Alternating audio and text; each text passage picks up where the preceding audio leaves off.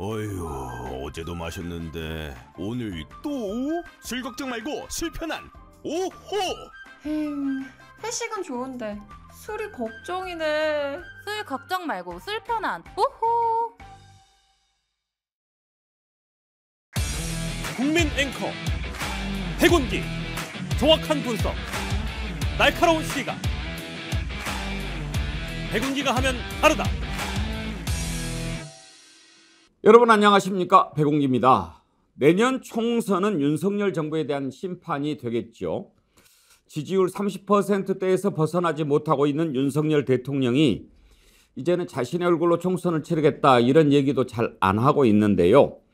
신당 추진 세력과 야권 일각에서 윤석열 대통령 탄핵을 고리로 연대하는 방안을 모색하고 있습니다. 심판을 넘어 탄핵으로 가자는 건데 현실화될 가능성은 있는지, 총선 전략으로 괜찮은지 아직은 의견이 분분한 상태입니다. 오늘 토론에서는 이 내용을 주제로 한번 얘기해 보도록 하겠습니다. 백운기의 정치본색 출발합니다. 여러분 안녕하십니까, 백운기입니다. 박진영의 마키아벨리 왁자지껄 시작하겠습니다. 끝판 토론, 저는 장윤미입니다.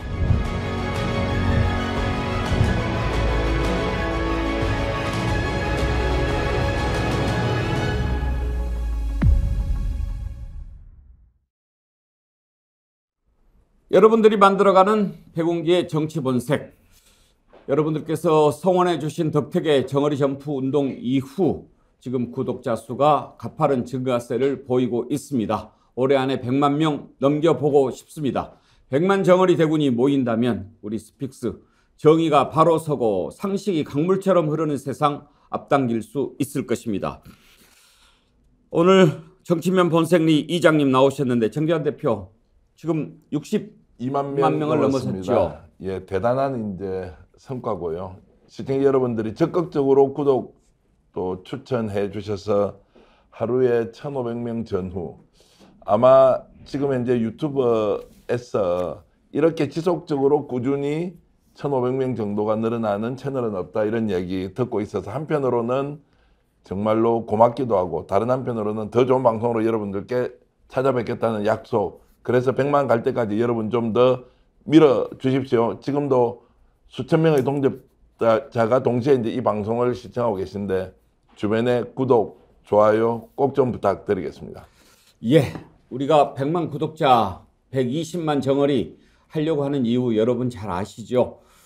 정말 상식이 무너진 나라가 됐습니다. 상식이 뭔가, 그리고 어제 정치본색 함께 해주신 여러분 장성철 소장 얘기 듣고 깜짝 놀라셨죠? 그런데요, 깜짝 놀랄 일이 아닌 게 장성철 소장처럼 절망하는 사람들이 늘어나고 있습니다. 싸우면 뭐래? 그렇지만 절대 그렇지 않습니다. 그런 허무와 절망에 빠져 있기를 노리는 세력들이 있습니다. 일제시대 때 일본이 그랬고 군사 독재 정권 때는 군인 정부가 그랬습니다. 너희들 그래봐야 소용없어. 아무리 애를 써도 안 돼. 그런 마음이 들면 그때는 무너지는 겁니다. 그렇게 되면 독립운동 뭐하러 하겠습니까? 그래도 그런 암울한 시절에 나라의 독립을 위해서 싸웠던 우리 독립투사들이 계셨기에 오늘날 대한민국이 세워질 수 있었던 거고, 군사독재 그 엄혹한 정권 그 하에서도 민주화를 위해서 투쟁해온 그런 사람들이 있었기 때문에 오늘날 대한민국의 민주화가 이루어진 겁니다. 그런데 절망하고 포기하고 그러면 안 됩니다. 이 나라 바로 세워야 됩니다. 우리 깨어있는 정어리떼들이 함께 하도록 하십시다. 주변에 스픽스 백운계 정치본색 함께하면 깨어있게 된다 얘기해 주시고 많이 구독 권유해 주십시오. 아직도 정어리가 무슨 뜻이냐 이렇게 궁금해 하시는 분들 계시더라고요. 정어리가 상어와 맞서 싸우는 방법입니다. 연약한 정어리지만 상어보다 더 몸집 크게 정어리 때 뭉치면 상어가 아유 무서라 도망갑니다. 그래서 우리가 정어리 떼라고 하는 겁니다. 상어보다 더 몸집을 키우는 그런 정어리 때 만들어 보십시다. 그리고 스픽스 힘을 주십시오. 스픽스몰에서 판매하는 상품들 여러분이 사주시면 여러분들도 좋고 왜냐 좋은 거 싸게 사니까. 그리고 스픽스에도 힘이 됩니다. 지금 이번 주에는 저희가 해남 김장 배추 절임 배추 소개해 드렸는데 여러분들 많이 사랑해 주셨고요. 또 이번에 특별히 저희가 준비한 제철 방어 지금 절임 배추 나가고 있는데요. 신안 새우젓과 함께 드립니다. 여러분들 올해 김장은 꼭 스픽스몰 해남 땅끝마을 절임 배추로 담으시고요. 그리고 방어 준비했습니다. 제주도 자연산 제철 방어 저 화면에 보이는 것보다 더 좋습니다. 제가 먹어봤는데 꿀맛입니다. 맛있게 드시기 바랍니다. 그리고 또 달팽이 크림도 여러분 계속 사랑해 주시는데 지금 특별 할인가로 판매하고 있는데요. 내일까지가 마지막입니다. 이제 할인가 내일이면 끝나니까요. 아직 구매하지 못하신 분들 오늘이 마지막 기회가 될 것 같으니까요. 서둘러 주시면 좋겠습니다. 그리고 우리 광화문 살롱에서 만드는 맛있는 쿠키도 여러분들 많이 사랑해 주시죠. 유기농으로 만든 겁니다. 9가지 종류 다양한 쿠키 가족과 함께해서 나눠 드시고 이제 연말에 다가오는데 송년 모임 많이 있죠. 약주 드시는 분들 드시고 속 불편할 때 속 편한 드시면 숙취 해소에 큰 도움이 되니까요. 스픽스몰에 들어오시면 다양한 제품들 많이 있습니다. 여러분들 스픽스몰 많이 이용해 주십시오. 자, 광고 좀 했습니다. 오늘 함께 하실 네 분 패널 소개하지요. 김철근 전 국민의힘 당대표 정무실장, 안진걸 민생경제연구소 소장, 신인규 민심동행 창준위원장, 정기환 스픽스 대표 함께합니다. 어서 오십시오. 안녕하세요. 윤석열 정부 이제 이대로는 안 된다. 탄핵시켜야 된다. 이런 얘기들 많이 나옵니다. 그동안 제가 탄핵 얘기 잘 안 했는데 윤석열 대통령 스스로 탄핵할 테면 해봐 이런 얘기를 해서 그 후로 좀 용기를 내서 얘기합니다. 그런데 아예 탄핵을 고리로 우리가 한번 연대를 해서 총선을 치러보자 라는 얘기가 나오고 있습니다. 윤석열 대통령에 대한 탄핵 얘기가 왜 나옵니까? 30% 낮은 지지율 그것 때문만은 아닙니다. 가장 큰 이유는 과연 윤석열 대통령이 대통령이라고 하는 자리에 대한 인식이 제대로 박혀 있는가? 이걸 이제 국민들이 의심하는 지경에 이르렀기 때문입니다. 한 달이 멀다 하고 외국을 나갑니다. 일정을 조금만 맞추면은 경비를 많이 절약할 수 있을 것 같은데 미국 갔다 영국 가면 좀 가깝습니까? 대서양 금방 건넙니다. 그걸 한국에 들어와서 하룻밤 자고 또 다시 나갑니다. 태평양을 건너갑니다. 그 기름 다 우리 국민이 낸 세금입니다. 나라에 와서 챙겨야 될 그런 중요한 일이 있다면 일정 조정해야죠. 거기에다가 이번에는 이상민 행안부 장관을 데리고 갔습니다. 무슨 MOU를 체결한다고 하는데요. 지금 이 나라는 국가행정 전산망 마비 사태로 재난이 벌어져 있습니다. 그 원인도 아직 규명하지 못했고 그 뒤로 또 전산망이 다운되는 이런 일이 일어났는데 행안부 장관이 거길 따라가요? 행안부 장관이 가겠다고 해도 대통령이 말려야 정상이고 대통령이 가자고 해도 행안부 장관이 남아있어야 정신 똑바로 박힌 것입니다. 그런데 갑니다. 대통령이나 장관이나 도대체 하는 것이 국민은 안중에도 없고 자기들 외국 나가는 것에만 급급하는 것처럼 보이니 이대로 놔두면 나라 망하겠다. 걱정이 돼서 지금 탄핵 얘기 나오는 거 아닙니까? 김철근 실장한테 한번 물어봅시다. 이상민 행안부 장관 왜 같이 간 겁니까? 글쎄요, 저도 좀 의문인데요. 행안부 장관은 대체로 대통령 외유를 나갈 때 국내를 지키는 장관의 제일 먼저 떠오르는 사람입니다. 보통 공항에 가서 영접하고 막 이런 분이잖아요. 그런데 같이 비행기를 타고 갈 줄은 몰랐는데 모르겠습니다. 제가 말하는 게 이게 기우였으면 좋겠는데 혹시 외국에 나가서 외국 분들하고 저녁 드시고 난 이후에 좀 시간이 적적해서 같이 말동무도 하면서 뭐 또 한잔 하시고 뭐 이런 분들이 필요해서 혹시 이번에는 이상민 장관이 고등학교 후배잖아요. 대학교 예. 후배고 그리고 그 선거 대통령 선거 기간 때부터 쭉 같이 해왔던 분이었기 때문에 상당히 소개내기를 할 수도 있는 분 중에 하나니까 혹시 그래서 부득불 같이 가자고 이렇게 강권을 한 거 아닌가. 전에 이제 미국에 국빈 방문했을 때요. 그때도 의원님 중에 한 분이 동행이 됐는데 박성민 의원 얘기죠. 아마도 그랬을 겁니다. 예. 그분도 다들 의아해했어요. 왜 박성민 의원이 외통이도 아니고. 그러니까요. 그런데 왜 갔지? 뭐 이런 거 그런 걸 이제 생각을 했었는데 그때도 여전히 뒤에 나온 그 뒷말은 저녁에 자주 이렇게 뵙는 걸로 했다 이런 얘기가 있어서 이번 행안부 장관의 그 동행 이게 과연 국익에 맞는 처신이냐? 행안부 장관이 굳이 영국 방문에 꼭 가야 될 이유가 있느냐? 이게 좀 적절치가 않은 것 같아요. 그래서 해명이 또 안 되는 것 같고요. 예. 옛날 같으면 그런 말씀하실 때 에이 제가 그랬겠지만 이제는 그런 생각이 안 들어요. 정말 그럴 수도 있겠다 싶어요. 정말 이해할 수 없는 일들이 많으니까. 그러려면 이상민 장관이라든지 박성민 의원하고 원래부터 좀 대통령이 술도 하고 그런 술친구 사이였는가가 전제가 돼야 되는데 혹시 그런 일은 있었습니까?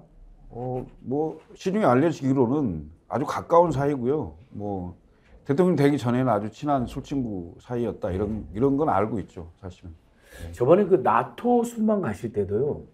갑자기 그 서울 양평 고속도로 때문에 전국이 들끓고 있는데 원희룡 장관이 사실 국방장관도 아니고 나토 순방에 국토부 장관이 따라가서 그때도 구설수 올랐습니다. 상임위를 그래서 못 열었습니다. 상임위 출석을 해야 되는데. 근데 이제 원희룡 장관한테 가서 뭐 했냐 그러니까 뭐 저녁을 한번 같이 먹었다. 그 자리에서 서울 양평 고속도로에 나왔냐? 안 했다. 근데 대통령이나 김건희 여사가 뭐 지나가는 소리로 원 장관이 알아서 잘 대처해 주세요라고 했다. 뭐 이제 이게 화제가 됐거든요. 그러니까 그때도 술친구 아니면 서울 양평 고속도로 작전 짜러 간 거냐 이런 의혹이 나왔는데 이번에도 이상민 장관은 참 저는 도저히 납득이 안 되고요. 정말 지금도 오늘 또 행정망이 다 복구가 안 돼가지고 또 막 그 일부 마비가 있었고요. 그다음에 원인을 아직도 모른다는 거예요. 행정 전산망 오류인데 원인이 네트워크 오류라는 거예요. 그러니까 한글을 영어로 그대로 발표해가지고 그걸 원인이라고 발표하면 어떡합니까? 국민들께서 지금 굉장히 걱정하고 있다. 이건 분명한 사실입니다. 원 장관은 뭐 술친구는 아니었을 것 같고 네. 아무튼 뭐 그땐 좀 뭐 급히 상의해야 될 일이 있어서 간 게 아닌가 우리가 그렇게 짐작을 했는데요. 네.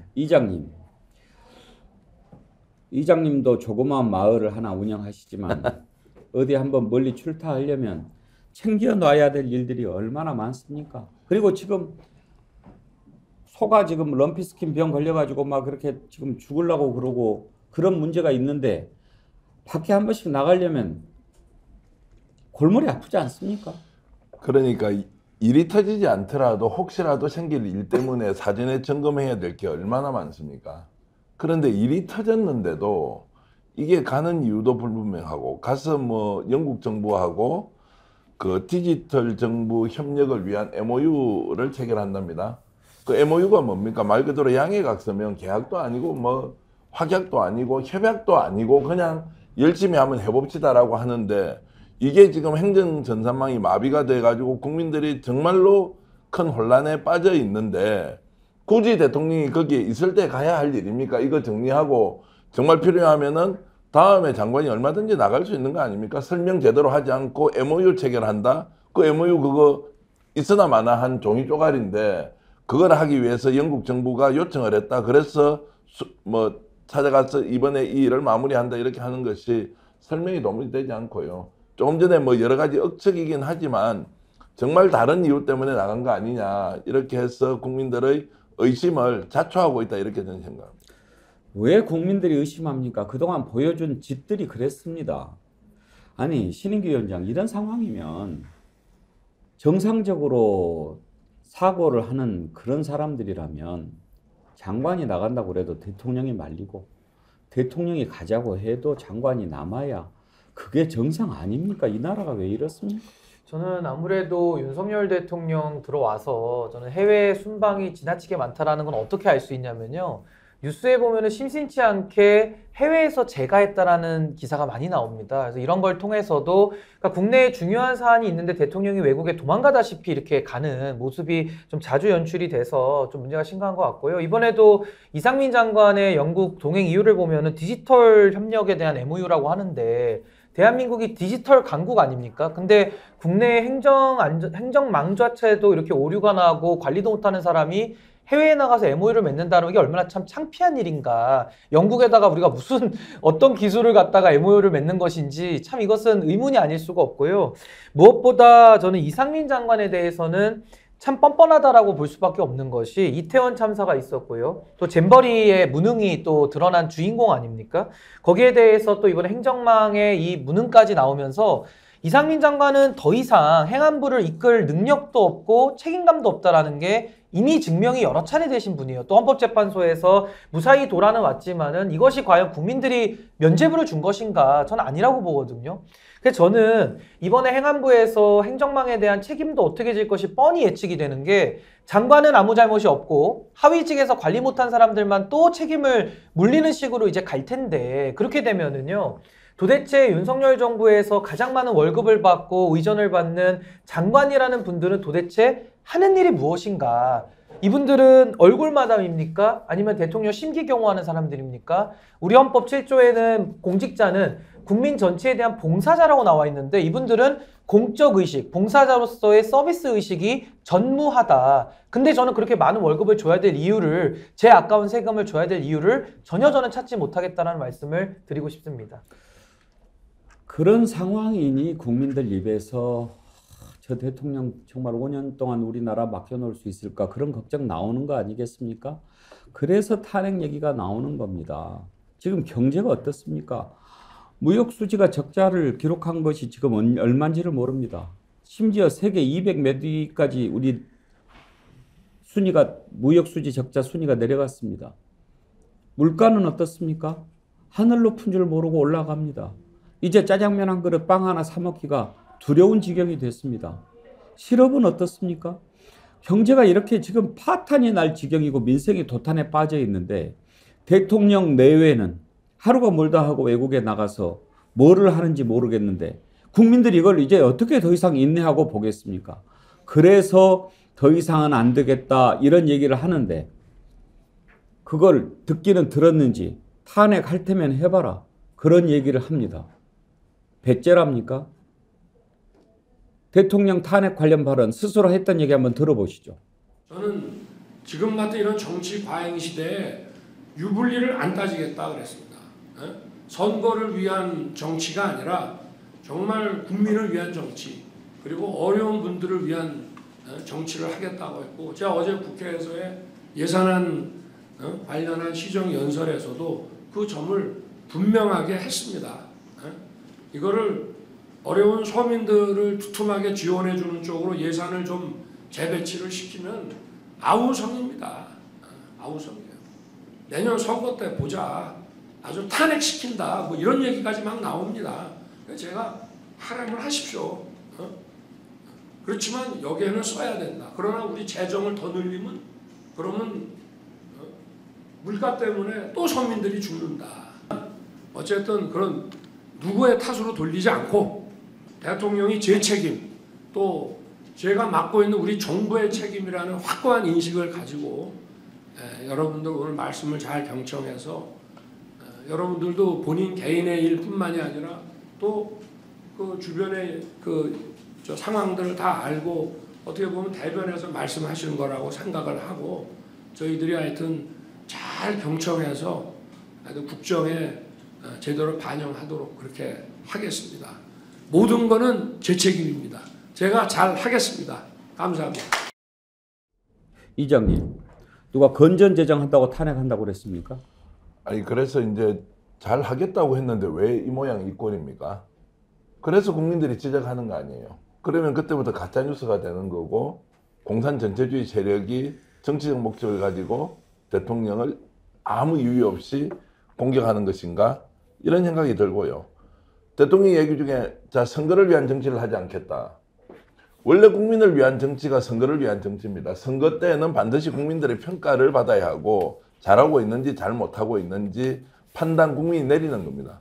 그래서 지금 어떻게 하고 있는지 국민들이 평가하기 위해서 내는 총선을 탄핵을 시키든 아니면 뭐 사퇴를 시키든 아니면 대통령 인정해 주든 자 그거 심판합시다. 그런데 대통령이 일종의 선거 무용론 비슷한 이야기를 해버립니다. 그래놓고 다 언론들 장악해가지고 가짜뉴스 아니 엊그제 영국 가서 지금 하는 것도 대단한 일을 해낸 것처럼 막 찬양일색으로 보도를 하고 있지 않습니까? 심지어 어떤 보도는 정말 이름을 걸면 부끄러울 지경의 언론사가 김건희 여사가 10년쯤 젊어 보인다는 것을 영국에서 보도를 했다는 거예요. 그거 정말 좋은 보도라고 인용을 하는 그 언론이 언론입니까? 어떻게 김건희 여사가 대한민국을 위해서 영국에서 어떤 외교적 활동을 했는지가 중요한 것인데 하도 보도할 게 없으니까 그런 걸 가져와서 보도를 합니까? 그런데 그 다른 보도에 또 보면 그 성형수술 이야기 이런 것들도 언급이 되어 있다는 거 아닙니까? 이게 뭡니까? 언론이 영국에서 국빈 방문을 해서 외교활동을 했다고 하는데 이런 뒷이야기도 되지 않는 걸 한국 언론에서 찬양을 해주는데 이게 어떻게 민심을 그대로 반영하는 것이며 언론이 제 역할을 하는 것이냐.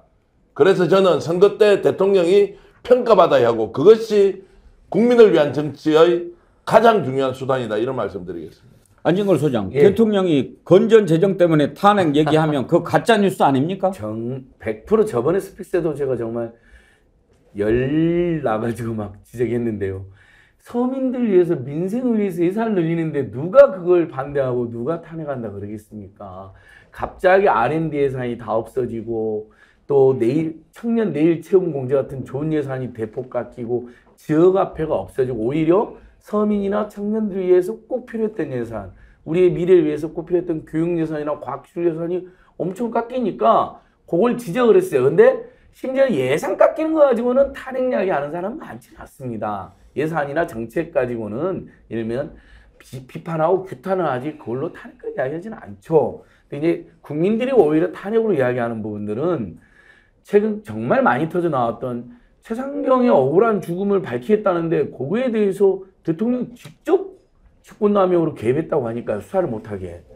서울 양평고속도로, 양평공지구 사건, 그다음에 남양평 휴게소 사건, 이건 대통령 일가의 부정축제와 관련된 의혹인데 한마디도 하지 않고 원희룡 장관 앞세워서 막 미친 듯이 막 엉뚱한 소리만 하고 나중에 확인해보면 언론이나 시민단체는 전부 다 가짜인 걸로 확인되고 근데 거기에 대해서는 한마디도 하지 않고 이런 것들이 누적돼가지고 또 독도는 다케시마는 일본 땅이라고 일본에서 마구 막 공세를 펼치는데 그거에 대해서 영토주권 의무를 가지고 있는 우리 대통령께서 한마디도 하지 않는 이건 아니 위헌 위법한 상황 아니냐라는 여러 가지 이유로 지금 섣부르다는 지적도 있지만 탄핵 이야기가 나온 것인데 저도 저걸 보고 깜짝 놀랐습니다.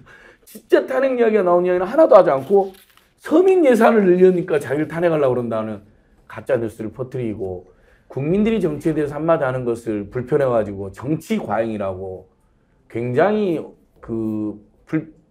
국민들을 폄훼하는 정치 과잉에 빠진 집단인 것처럼 폄훼하는 그런 표현을 쓰는 거 이건 국민들께서 저는 다 저런 것들 전부 다 평가하고 기록하고 있다 봅니다. 우리 신인규 위원장께서 창당 준비하면서 요즘에 우리 시민들을 많이 만나고 계신데 어떻습니까? 지금 시민들 심리적으로 탄핵 상태 거의 그런 상태 아닙니까? 뭐 시민들을 제가 뭐 다 만나보진 않았지만은 저처럼 윤석열 대통령을 처음에 지지했던 분들이 지금 다 저는 심지어 탈당까지 했거든요. 그럼 뭐 할 말 다 한 거 아닙니까? 강서구청장 선거도 2%로 이겼던 곳에서 17%로 졌으면 거의 20% 가까이 지지가 철회된 건데 거의 계산기가 끝난 거 아닙니까? 근데도 정신을 못 차린다라고 한다면은 그냥 오만이고 독선이고 끝까지 고집 부리는 거에 저는 불과하다. 그러니까 자기의 잘못을 인정할 만한 용기가 없는 사람이다라고 저는 평가할 수밖에 없을 것 같고요. 무엇보다도 윤석열 대통령은 기준이 일관되지가 않고 말을 너무 자주 바꾼다라는 일단 문제가 있습니다. 결국에는 저는 윤석열 대통령의 저 탄핵 관련된 발언에 탄핵이 나온 경위를 설명하지 않습니까? 저걸 보면서 그냥 이분은 세상 물정을 너무 모르시는 거 아니냐 내지는 정말 엉뚱한 사람이다라는 생각이 듭니다. 왜냐하면 저렇게 뻔히 드러날 거짓말을 공개적으로 한단 말이죠. 언론에 카메라가 있는데 얼마나 우스워집니까, 사람 자체가. 저는 굉장히 세상을 우습게 보거나 잘 모르는 사람이다. 그러니까 하늘 위에 붕 떠서 평생을 살아온 사람이다라는 생각이 우선 들었고요. 또 하나는 아무도 하지 않은 얘기를 가지고 자기가 마치 탄핵을 어거지로 당하는 약간 피해자 코스프레를 하잖아요. 그러니까 저걸 보면서 굉장히 무슨 유령하고 혼자 싸우시는 약간 허수아비 유령하고 싸우는 느낌이 좀 나서 좀 우스꽝스럽다는 생각이 들고요. 또 하나는 정치 과잉 시대라고 하는데 오히려 정치 사망 시대 아닌가요? 정치가 사라지지 않았습니까? 근데 뭘 과잉이라고 얘기하는지가 일단은 좀 이해가 안 되고요. 결국에는 정치라는 것은 말을 갖다가 하는 것이고 희망을 갖다가 우리가 정치에서 논하는 건데 윤석열 대통령은 말을 얼마나 자주 바꾸냐면요. 후보 시절에는 민생 실용만이 중요하다라고 했다가 또 2년 차가 되니까는 이념이 중요해서 이제 그 반공주의를 또 끄집어냈고 다시 또 선거에서 지니까 또 민생 실용이 중요하다라고 2년 사이에 말을 계속 바꿔왔고요. 또 하나는 법원에 대해서 최은순 장모 사건에 대해서는 언급하지 않겠다. 근데 불과 2달, 3달 전에 김태우 후보 판결 나왔을 때 법원에 대해서 가장 공격을 세게 했던 게 또 대통령실이거든요. 그러니까 도대체 기준을 하나만 가지고 쓰셔야지 2-3개의 기준을 섞어가지고 하면은 이렇게 모순 충돌이 나온다. 이 말씀 드리고요. 마지막에 책임지고 잘하겠습니다 이러는데요. 전 윤석열 대통령이 책임진 게 뭔지를 정말 모르겠어요. 그동안에 그 문제 있던 장관들, 총리들 아무도 한 명 인사교체하지 않으신 분이 책임지겠다라는 말을 저렇게 하시는 것은 또 다른 국민 기망이다. 전 그렇게 봅니다. 우리 김철근 실장께서도 이준석 전 대표와 함께 신당 준비를 하고 계신데 이준석 전 대표가 항상 그런 얘기 하죠. 12월 27일까지 기회를 주겠다. 뭐 대통령이 완전히 바뀌고 뭐 그렇게 하면은 생각해 보겠다. 그렇지만 안 바뀔 거다. 그런 얘기를 하지 않습니까? 네. 개과천선의 여지가 보이질 않으니 국민들 마음속에 저거는 안 되겠다 이런 생각 드는 거 아니에요? 실제로 그렇습니다. 그러니까 그 강서구청장 보궐선거에서 17.15%로 대패하면서 이 보궐선거의 패배의 원인과 책임이 어디 있느냐 이것을 이제 규명을 하고 앞으로 5개월 정도밖에 남지 않은 총선에서 국민의힘과 집권당이 적어도 수도권 121석에 한 50% 정도는 해볼 만한 지역이다 이렇게 좀 꼽힐 수 있도록 대대적인 변화. 윤석열 대통령이 완전히 바뀌었네. 지금까지 1년 6개월 한 건 정말 잘못된 거고 지금부터 취임한다고 생각하고 앞으로 3년 6개월은 좀 잘하겠다. 완전히 바뀐 모습을 보이겠다. 이런 변화의 모습을 보이지 않는 한 사실상 내년 총선은 어려운 지경에 있습니다. 어떤 그 가면이나 술수로 가릴 수가 없어요. 전 국민을 장시간 다 속일 수는 없는 거 아닙니까? 일부의 국민을 잠깐은 속일 수 있을지라도 전체를 장시간 속일 수 없다는 거 아니겠어요? 이런 걸 보면은 저는 좀 회의적입니다, 굉장히. 우선 몇 가지 얘기를 했잖아요. 돈 들어가는 거 아니고 메시지만 바꾸는 건데 홍범도 장군 흉상 이전 문제 백지화. 오케이, 백지화 할 수 있잖아요. 네. 그 예산 들어간 거 아니잖아요. 그렇죠. 예. 그 다음에 최상병 사건으로 지금 수사받고 있는 박정훈 대령에 대해서 원칙적으로 원위치. 이거 돈 들어간 거 아니잖아요.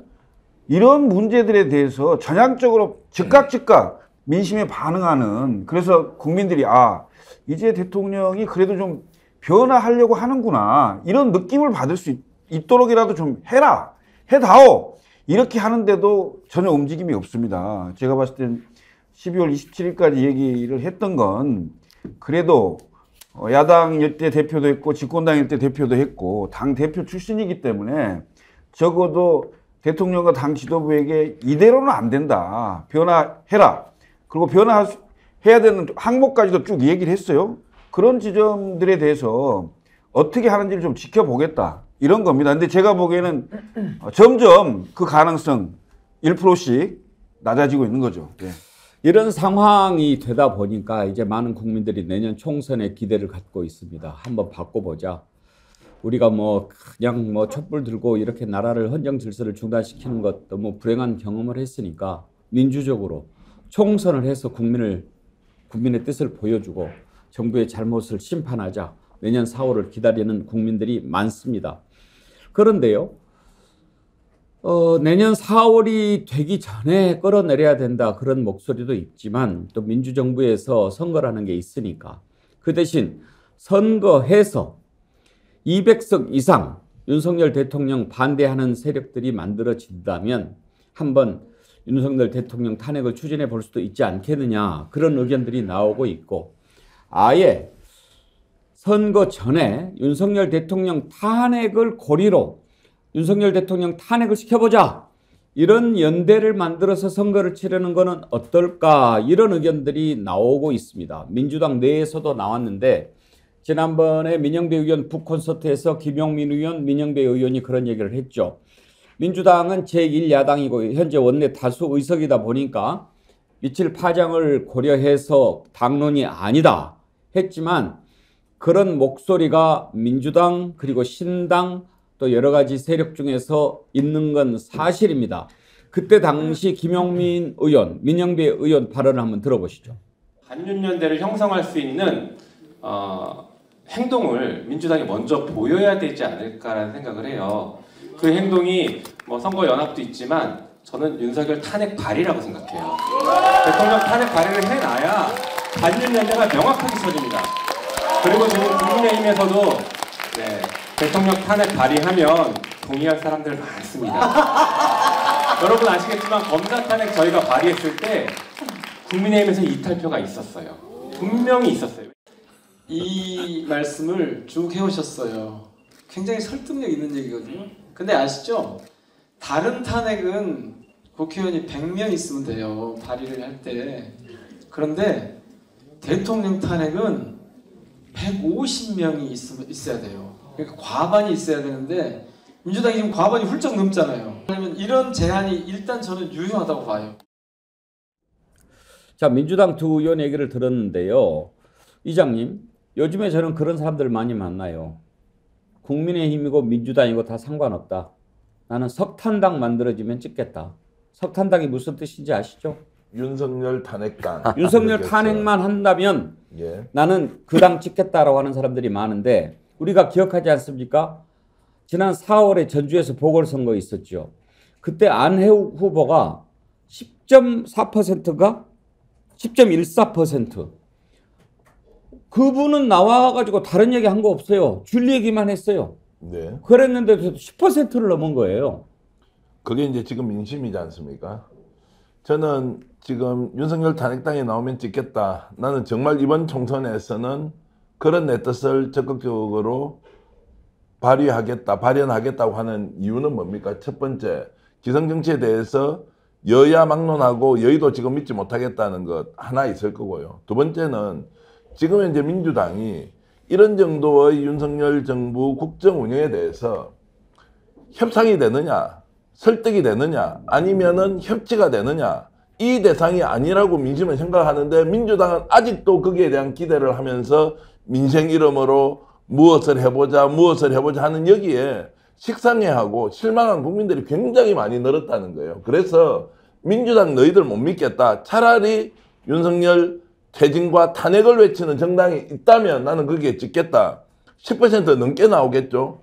자, 이런 것들을 민주당이 제대로 쳐다봐야 한다. 그래서 저는 민영배 의원이나 김영민 의원이 저렇게 이야기하는 것 뭡니까? 탄핵 발의를 해놓으면 어떤 일이 벌어집니까? 대통령이 실제 탄핵이 됩니까? 그런 것이 아니라 비정상적으로 국정 운영을 하고 있는 윤석열 대통령에 대해서 정말 제대로 정치를 좀 하라. 이런 경고의 의미를 제도로서 탄핵이라는 절차를 통해서 발의하고 강제하자. 이것은 저는 정치적으로 매우 유효하다고 저는 생각합니다. 매우 급진적인 발상이긴 합니다. 대통령 탄핵이라고 하는 것을 내걸고 연대를 해보자. 참 쉽지 않은 건데요.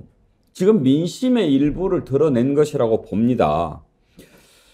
한번 전략적으로 좀 생각을 해볼까요? 신인규 위원장, 네. 탄핵을 고리로 연대해보자. 파장이 있을까요? 뭐 당연히 정치적 영향은 꽤 있을 걸로는 보입니다. 근데 저는 기본적으로 탄핵에 대한 저의 입장은 탄핵은 민주주의에서 최후의 수단이거든요. 그리고 탄핵이라는 것을 우리가 대통령 탄핵을 2번 경험을 했는데요. 국회가 탄핵 소추권이 있는 거고요, 정확하게. 그리고 탄핵을 의결해서 파면을 할 수 있는 권한은 헌법재판소에 있습니다. 거기서는 정치적 사법기관이기 때문에 사법적인 판단까지 나와야 되거든요. 저는 윤석열 대통령에 대해서 뭐 심리적인 탄핵이다. 저도 뭐 윤석열 대통령 저는 뭐 더 이상 두고 볼 게 없기 때문에 이제 탈당까지 한 마당에서는 충분히 국민들의 이러한 여론과 마음이 있다라는 걸 저는 존중하고 거기에 대한 의견에 귀 기울일 필요 있다고 보는데 어떤 전략 전술이 그러면 정말로 윤석열 정권을 압박하고 끝을 낼 수 있겠느냐라는 차원에서 본다면은 저는 지금 정치인들이 먼저 나서서 탄핵을 외치는 것은 저는 이건 매우 우려스럽다 저렇게 생각합니다. 그리고 정치결사체를 만들 때도 어떠한 반윤이라고 하는 이런 안티테제를 가지고서 새 시대를 열겠다? 저는 그건 불가능하다고 봅니다. 저는 오히려 새로운 비전과 가치를 내걸 때 그 가치에 저는 국민들이 반응한다라고 보고요. 탄핵에 대해서도 과거에 노무현 대통령 탄핵 때는 정치인들이 먼저 탄핵 여론을 조성시켰거든요. 그때 어떻게 됐습니까? 오히려 탄핵에 역풍이 불면서 열린우리당이 과반을 득표했고요. 박근혜 대통령 탄핵 때는 인용이 됐는데 당시에는 민심이 먼저 탄핵을 요구했습니다. 거기에 정치인들은 끝까지 안 가다가 마지막에 이제 소위 말하는 보수의 의원들이 동참하면서 실제 탄핵이 이루어졌고 헌재에서도 8대 0으로 파면을 해버렸거든요. 저는 오히려 노무현 대통령의 사례보다는 실제로 탄핵이 저는 필요하다라고 판단이 섰을 때는 박근혜 대통령 탄핵의 절차를 따라가는 것이 실제 윤석열 대통령에 대한 실효적인 저는 조치가 될 수 있다라고 보는 입장이기 때문에 저는 탄핵에 대해서 뭐 아까 석탄당 이렇게 얘기를 하셨는데 그건 하나의 민심의 부분으로서 저는 존중은 하지만 저는 그런 식의 정치 세력화 교체에는 저는 동의하진 않습니다. 김철근 실장의 의견은 어떻습니까? 정치적인 연대의 고리로 탄핵을 건다. 그걸로 총선을 치른다.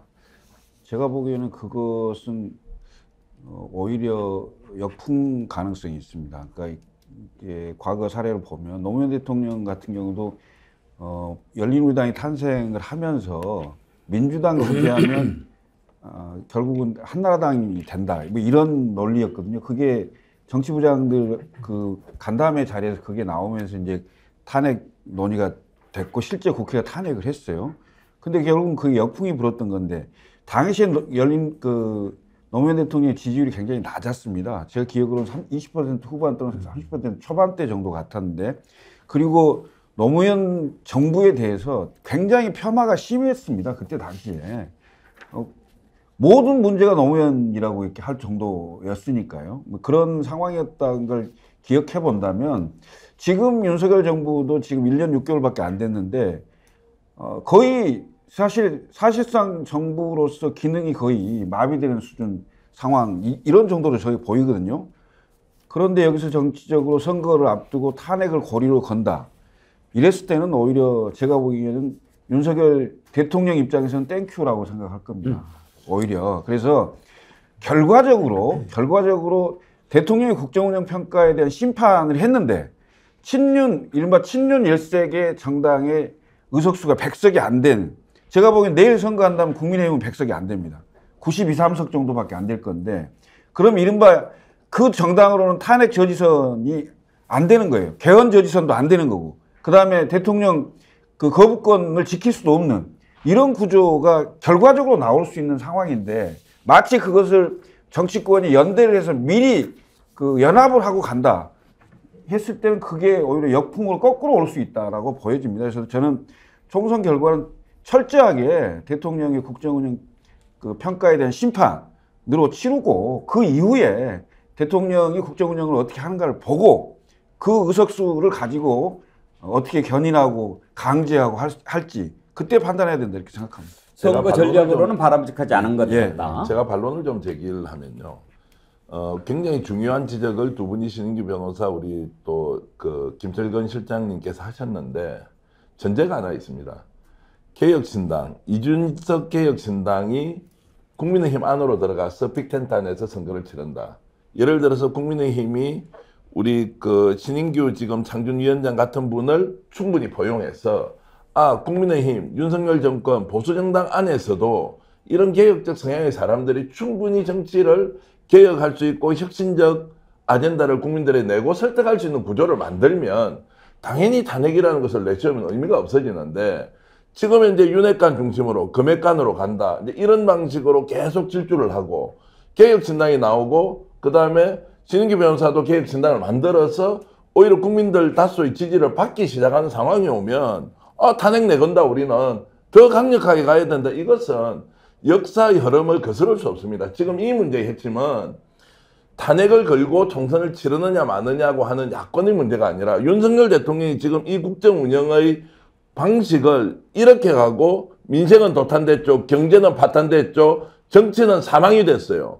이 상황에서도 계속 가겠다고 하는데 탄핵 없이 그냥 가자 이런 거 아닙니다. 그래서 저는 지금 개혁 정당을 추진하고 있는 분들을 안아내면 모를까. 이분들과 같이 안 가는 상황에서는 저는 탄핵이라는 말은 아주 일상적인 용어, 보통 명사화가 될 가능성이 높다고 봅니다. 저는 정계환 대표님의 의견도 전 일리가 있다고 생각해요. 왜냐하면 정치 사망 시대이기 때문에 그것이 역설적으로 참 비극적인 이런 탄핵이라는 용어가 일상화되는 그 상황을 초래한 거거든요. 그래서 저도 윤석열 대통령 정말 끌어내릴 방법만 있다 그러면은 저도 모든 걸 다 동원해서라도 견제를 하고 싶은 마음이 있는데 결국 현실은 또 현실 아닙니까? 헌법재판소가 파면이라고 하는, 그러니까 6명의 헌법재판관이 인용을 하지 않으면은 이상민 장관의 사례처럼 또 복귀하는 수가 생겨요. 그러니까 거기에 대한 것까지도 정치인들은 좀 더 책임 있게 고려를 해야 된다. 그럼 저도 민심 속에 답이 있다고 생각하기 때문에 그 당 이름도 저 민심동에 하지 않았습니까? 네. 그 탄핵을 요구하는 민심을 정말 무겁게 받아들여야 된다고 생각하고요. 동시에 DJ 대통령이 뭐라고 했습니까? 민심보다 반보만 앞서라고 했거든요. 민심보다 10보로 앞서기 시작하거나 5보로 앞서게 되면 거기에 대해서 분명한 저항감도 있습니다. 전 아까 김용민 의원이 뭐 탄핵안을 발의해가지고 최고도의 압박을 하자 이렇게 얘기하는데 그 마음은 저도 충분히 이해는 합니다. 근데 정치라는 것은 현실이고 제도고 이것을 무슨 물리적 폭력으로 뒤엎을 수 있는 건 아니기 때문에 전 여기에 대해서는 신중하게 최대의 효과를 낼 수 있는, 국민들의 마음을 만족시킬 수 있는 그 전술 전략들을 잘 고민할 책임이 있다. 저 그렇게 봅니다. 그렇죠. 탄핵의 역설이라고 할 수가 있겠죠. 탄핵을 하는 것이 마땅하다. 그게 민심이다. 여기에는 동의를 하지만 총선 전략으로 탄핵을 발의해놓고 모이자라고 했을 때 오히려 역풍이 불어서 탄핵을 못하는 것보다는 더 지혜롭게 해서 실제로 탄핵을 이끌어내는 것이 더 지혜롭지 않냐. 또 이렇게 생각할 수 있는 거죠. 우리 안진걸 소장 의견 들어볼까요? 굉장히 어려운 주제입니다.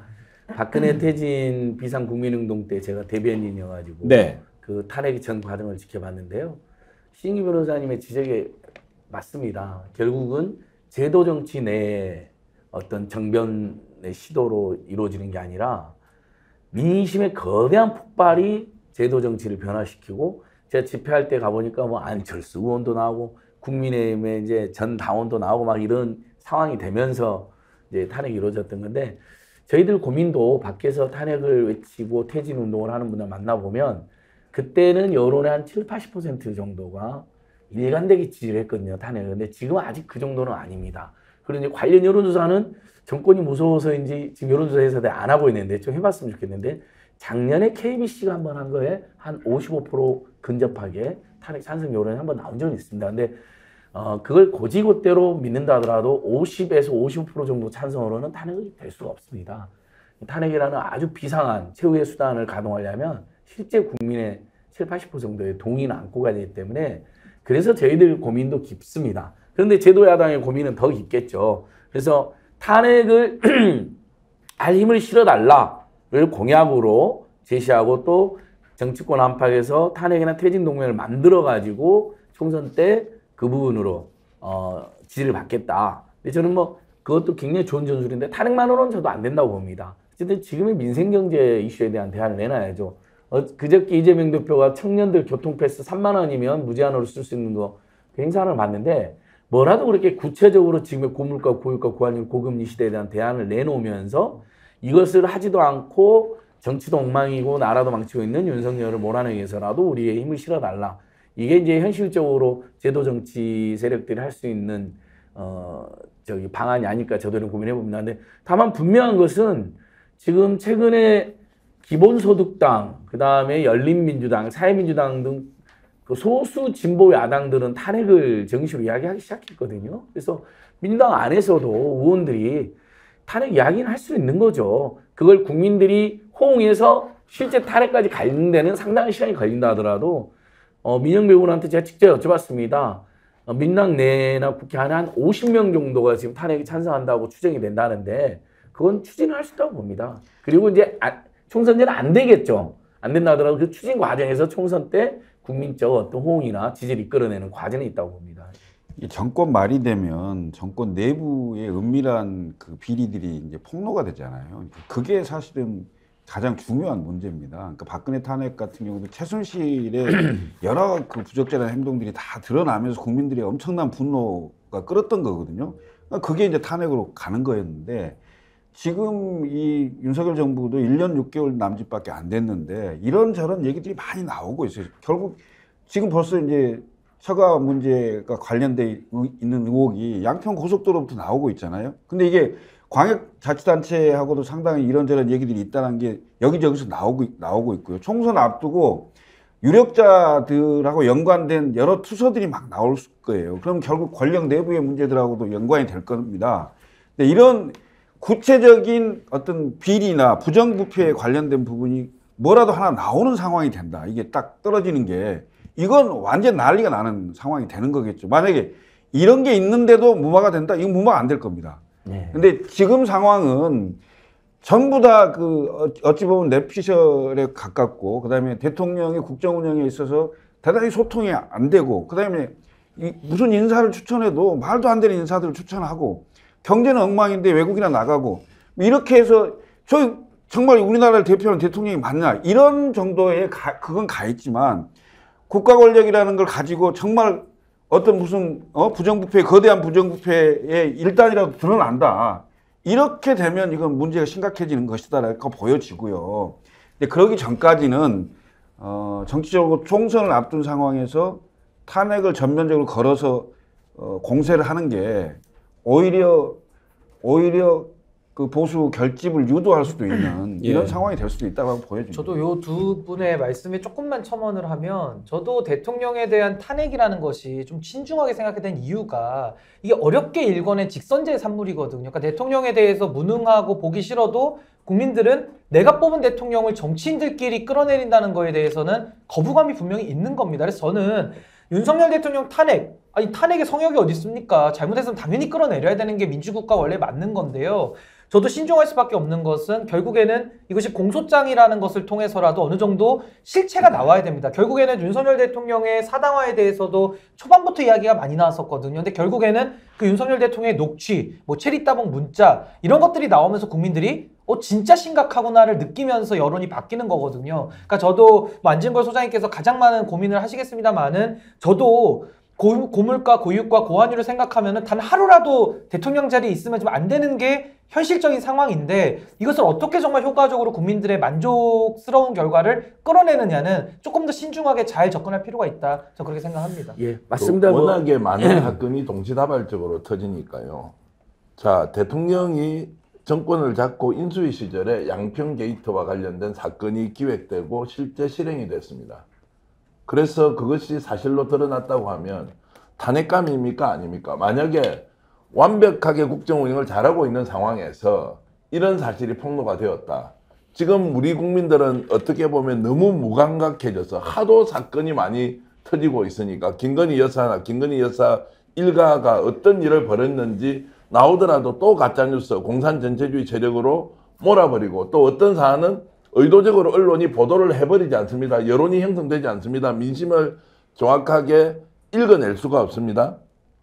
이런 것들이 실제로 하나하나 객관적으로 입증이 된다면 탄핵 사유가 되느냐 안 되느냐 저는 이거 법리적으로 따져볼 충분한 가치가 있다고 생각하고요.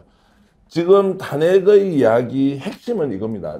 윤석열 대통령이 대통령으로서 자기 역할을 못한다는 거고 김건희 여사가 하고 있는 일련의 행동들이 대통령의 부인으로서 배우자로서 제대로 국정 운영을 보필을 하고 있지 않다. 워낙에 사적 비리나 권력 사유화가 심하다라는 것들이 있기 때문에 윤석열 대통령 개인의 뭐 범법이나 이런 문제가 아니라 그 주변 인물들이 벌이고 있는 일련의 사안들이 사실상 국정농단과 거의 유사하다. 이제 이렇게 보기 때문에 저는 탄핵이라는 단어가 훨씬 더 일반적으로 많이 통용되는 거 아니냐 이런 생각을 합니다. 예, 근데 제가 이제 그 정치권이 제도적으로 탄핵을 추진하는 것에 대해서는 신중한 고려가 필요하다는 건 공감하면서도 밖에서 이제 이것을 연구하고 추진하는 입장에서는 사실 지금 미국에서도 조 바이든 대통령 공화당에서 탄핵 추진한 게 그 몇 가지 사유가 있는데 아들에 대한 수사방해건이 들어있거든요. 헌터 바이든에 대한.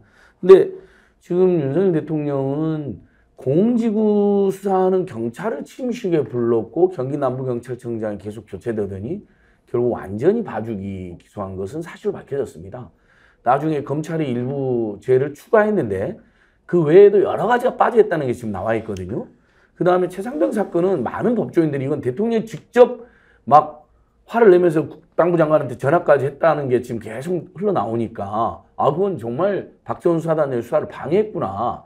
구체적으로 직권남용한 사례로 꼽힙니다.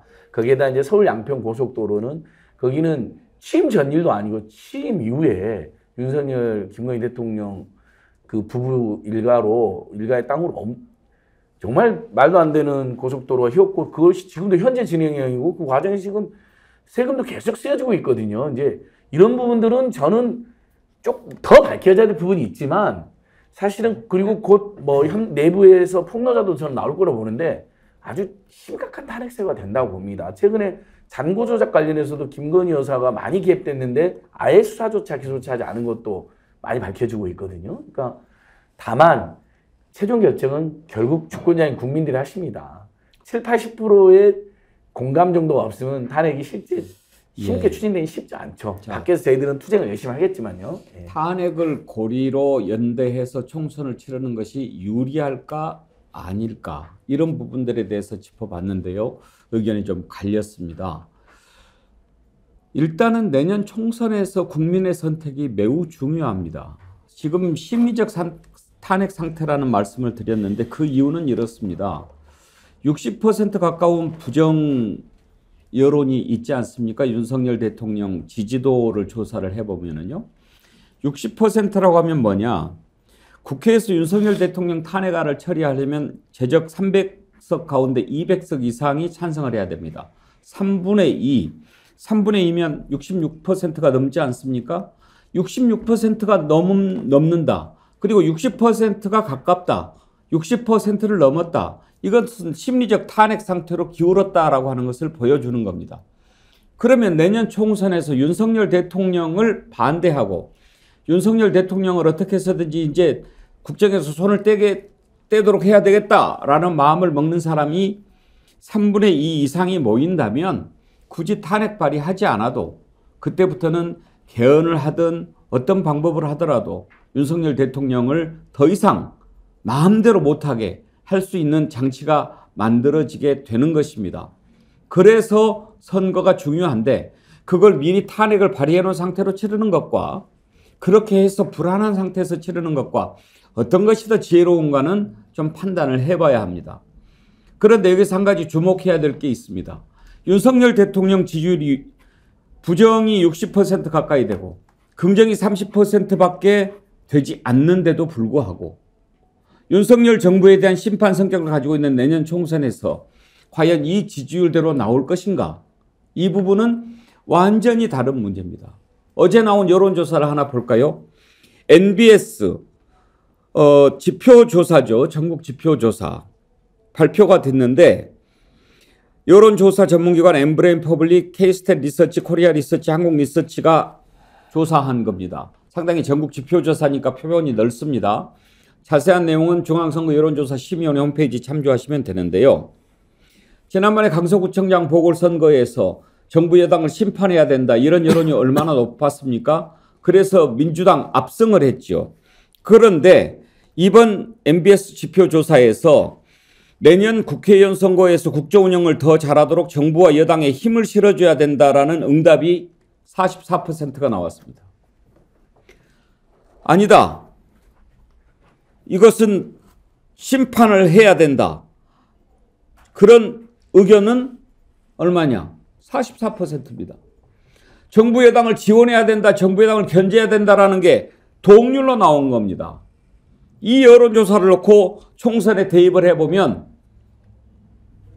150대 150이 나온다는 얘기입니다.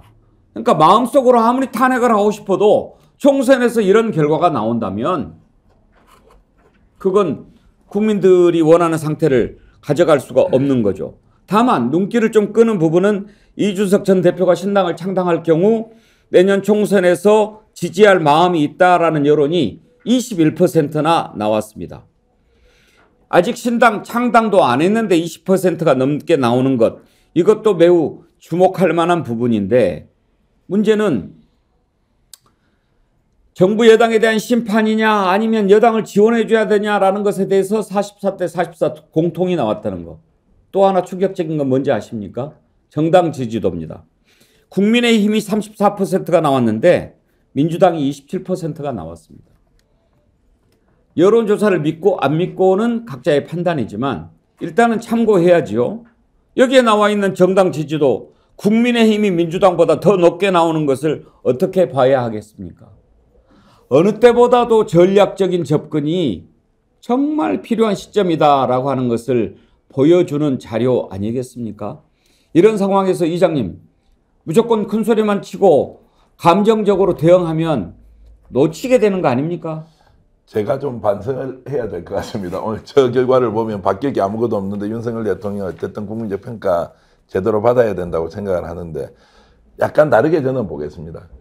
민주당을 믿을 수 있는 정당이 아니냐, 뭐 잘 모르겠습니다. 국힘 믿을 수 없다 쪽이 확실히 많은데, 그러나 개혁적 성향을 가진 청년 정치인들, 젊은 정치인들이 가서 뭔가 국민의힘을 개혁하면 좋겠다는 또 기대가 있는 것도 사실입니다.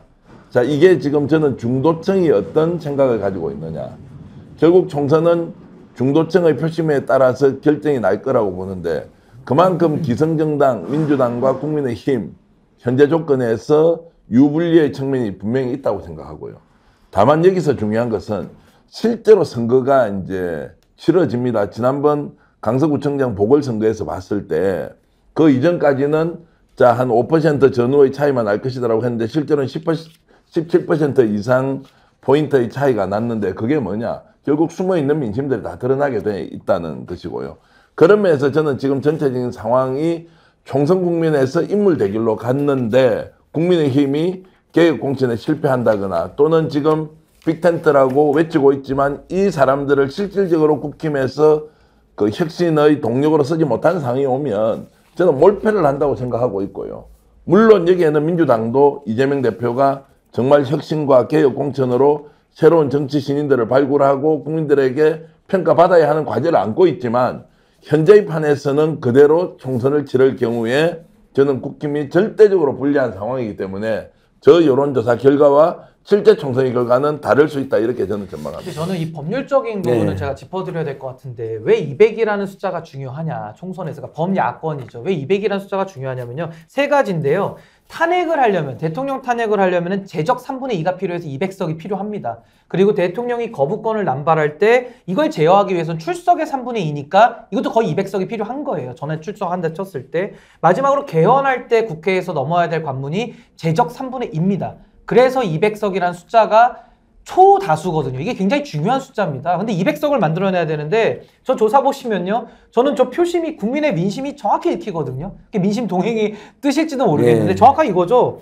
윤석열 대통령 심판한다, 끌어내리는 거 포함해서 다 심판 검토해라. 동시에 야권도 교체해라예요. 그러니까 야권도 교체하면서 윤석열 대통령도 심판할 수 있는 묘안이 뭐냐, 지금 그걸 국민들은 고민하고 계신다는 뜻이거든요. 그러니까 모순되는 조사들이 뒤섞여 나오고 오랜 시간 지속되는 겁니다. 그렇다면 왜 그러느냐, 결국 국민의힘은 산업화의 잔재고요, 민주당은 민주화의 잔재입니다. 근데 그 다음을 열어갈 시대의 정신을 아무도 못 만들고 있는 겁니다. 그래서 저는 민신동행에서 제가 다원화라는 시대 가치를 제안을 드렸고요. 이런 뭐 다원화가 됐든 아니면 뭐 이준석 대표도 이제 신당하신다고 하니까 어떤 시대 정신을 만들겠죠. 그럼 거기에 대해서 국민들이 원하는 시대 정신을 선택해서 바꾸자라는 게 저는 민심의 뜻으로 보이고요. 그걸 좀 더 첨언하자면은 현재 기득권 구조, 양당의 적대적 공생관계를 깨라라는, 저는 국민들의 준엄한 심판이고 명령이다, 저는 그렇게 읽습니다.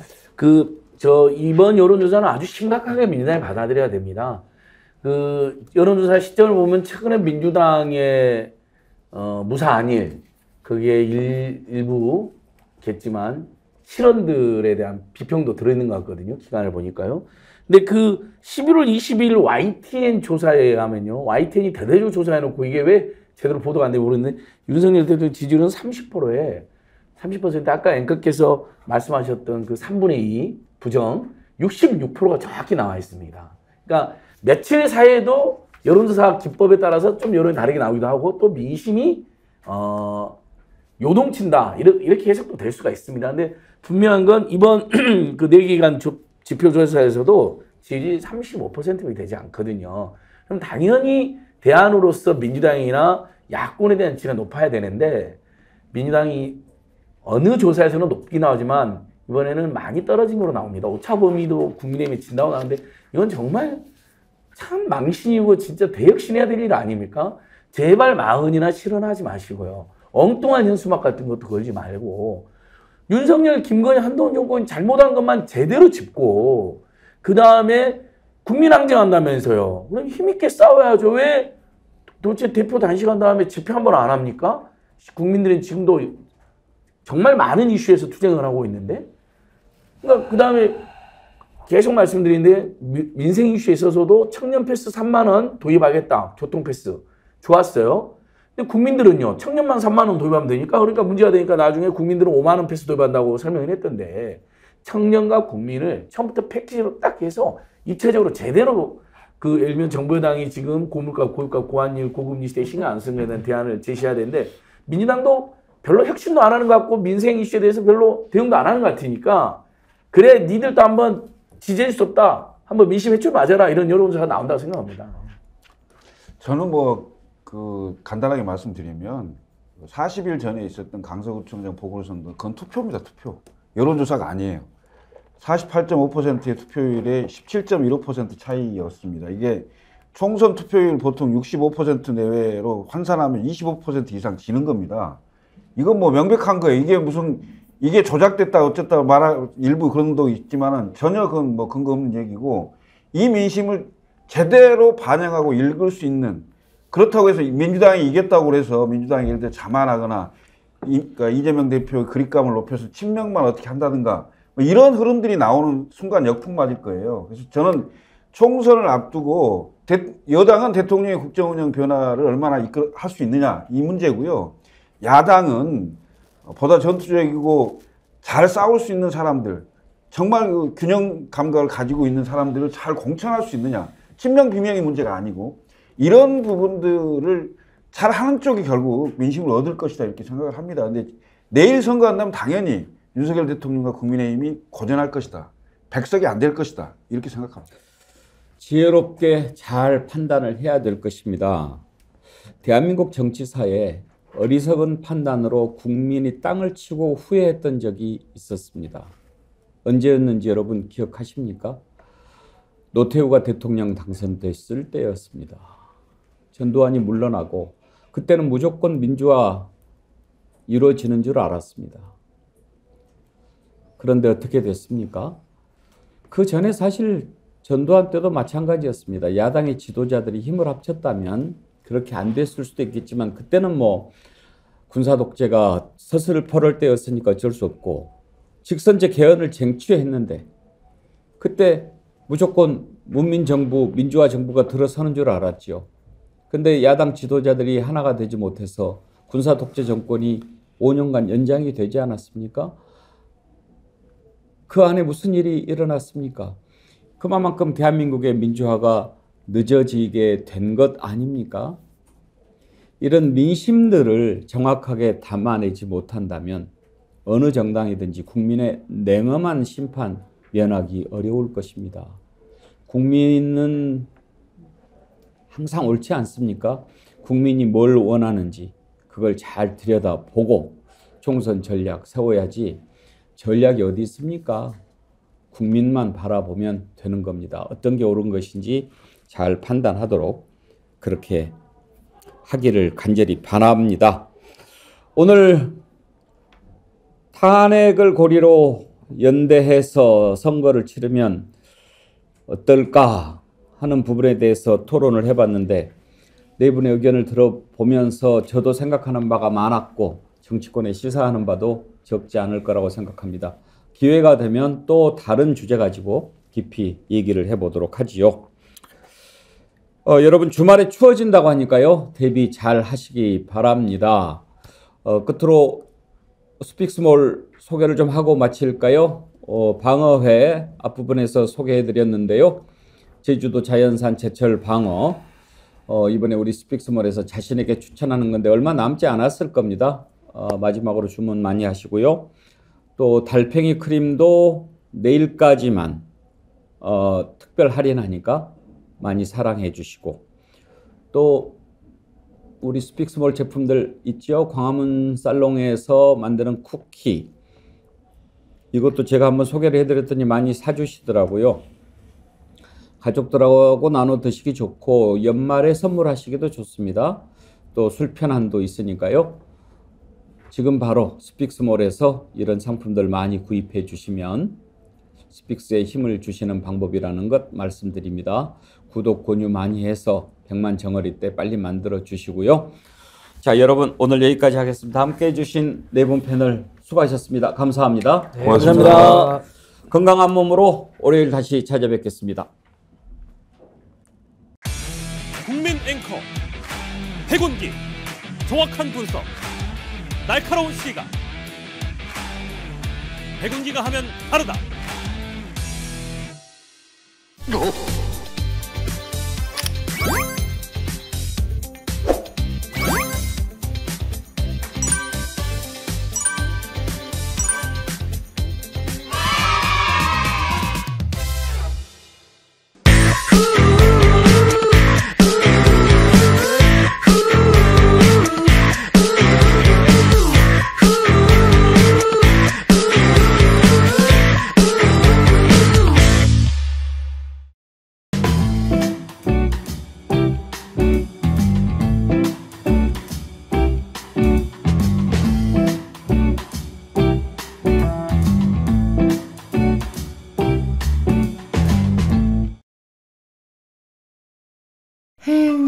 회식은 좋은데 술이 걱정이네. 술 걱정 말고 술 편한 어허.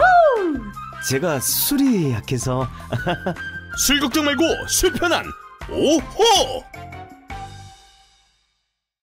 여러분 안녕하십니까, 배봉주입니다. 박진영의 마키아벨리 끝판 토론, 저는 장윤미입니다.